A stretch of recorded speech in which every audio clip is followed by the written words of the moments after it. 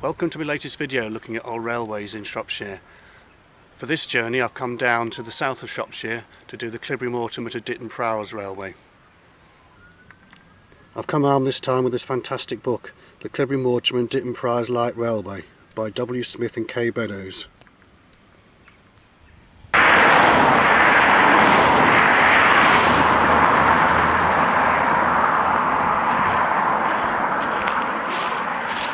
Let's take a look at the route that I'm going to be following. It's about 12.5 miles. We start here in Cleobury and work our way up through Cleobury Town Halt, through Chiltern Siding, Detton Ford Siding, Prescott Siding and Stotterston Halt. As we approach Ditton Priors we come through Aston Bottrell Siding, Burr Wharton Halt, Cleobury North Crossing and finally into Ditton Priors Halt.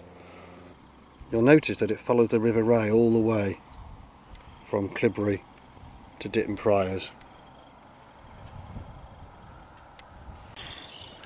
Here on the right is the site of the old Cleobury Mortimer station. The book shows the platform in 1938. The station sign saying Cleobury Mortimer changed for Ditton Priors Railway was preserved in someone's garden for many years apparently. Its location now I don't know. And from where I'm standing, Cleobury Station is just the other side of those trees, and here we can clearly see the split of the lines. To my left we can see the line going towards Bewdley, crossing the road here over a bridge, and there's the Blount Arms. And if I pan round to my right we've got the Ditton Priors line which went over the bridge here. It's at this point that both lines cross the Kidderminster Road. The book shows us the demolition of the bridge back in 1969.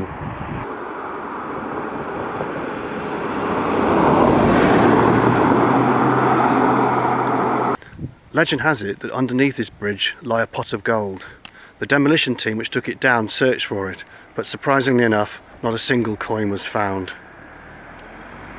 From the west side of the Blount Arms we can see both lines crossing the Kidderminster Road. Here is that same scene in the book from 1938, and you can clearly see the two bridges crossing the road. The Ditton Priors Bridge in the foreground, and you can see the Bewdley Bridge in the background just before the Blount Arms. And that again is the scene today.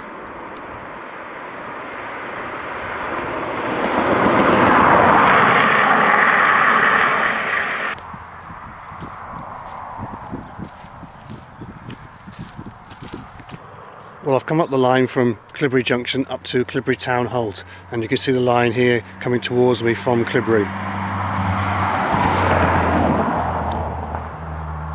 The line came up towards me here, across the road to Cleobury Halt Station.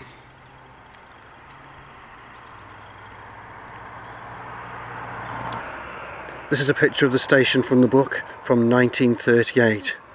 Looks very different now.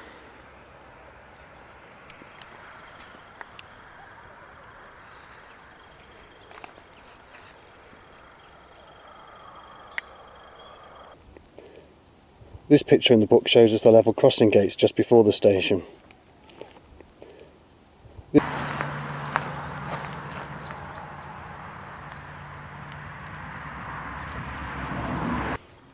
Well, this is the western side of the crossing today. And here in the book we have a train passing through the station in 1952. And here's another train arriving in 1955. And it's back to 1938 for this picture, another train arriving at Cleobury Mortimer Junction. Well, I picked up the path of the line again just north of Cleobury Town Station, and it came along that ridge you can see to the right hand side, past that old green wagon. And if I pan to the north, it followed those trees you can see in front of me and up curving to the left towards the top of the picture.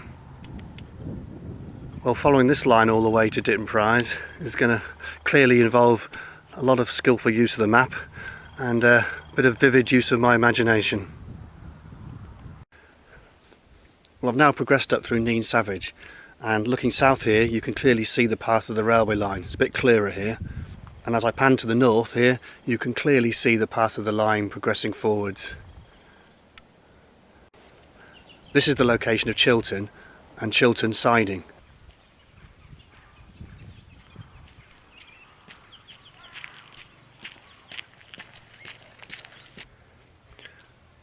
Well, I've come about another 1.5 miles northwards, and this is Ditton Ford.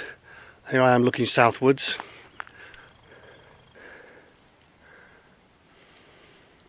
And if I pan to the north, you can clearly see the track bed here.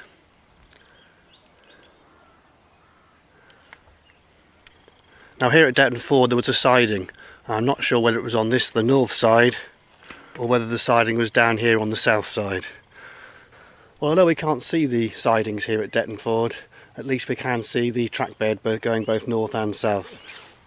Now if we look in the book again, and one of the many pictures from 1938, we can see the Holt here at Ditton Ford.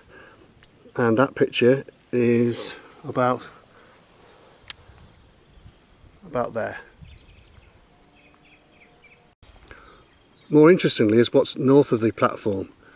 You can see in the picture an aerial ropeway, and this was used for loading stone onto the train wagons. This was very characteristic of this line. But today's scene of course shows no evidence of that aerial ropeway, the land now being taken over by a farm.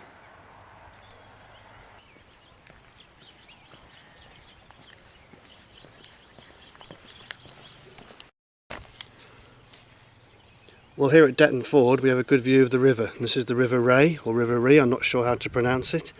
And basically the line follows this river all the way up to Ditton Prize.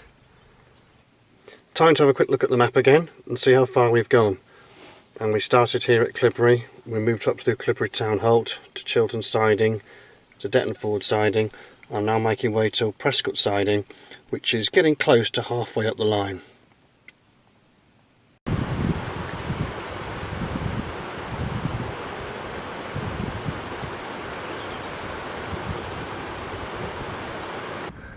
Well, I've arrived at Prescott and it's a bit of a contrast here. The north side we can clearly see the track bed going forwards. However, if I pan to the south, absolutely no trace of the line at all. Now if we look again in the book, there was a small Holt here at Prescott, as this picture shows. Looking at the landscape north, I don't think it was this side. So let's have a look at the picture again and look at the landscape. And look at the hills in the background. And that's the shape of the hills as it is today. So the siding, which we'll have a look at again there, with the hills in the background, must have been located on this field. No trace left at all. Now one of the great features of Prescott is there is a viaduct across the river. Now I'm not quite sure whether the whole viaduct is standing, but you can certainly see some of it from the roadside. Well, if we poke through the bushes and look dead ahead, you can see the viaduct still standing. That's about as close as I'm going to get to it. Another feature of Prescott is its fantastic weir.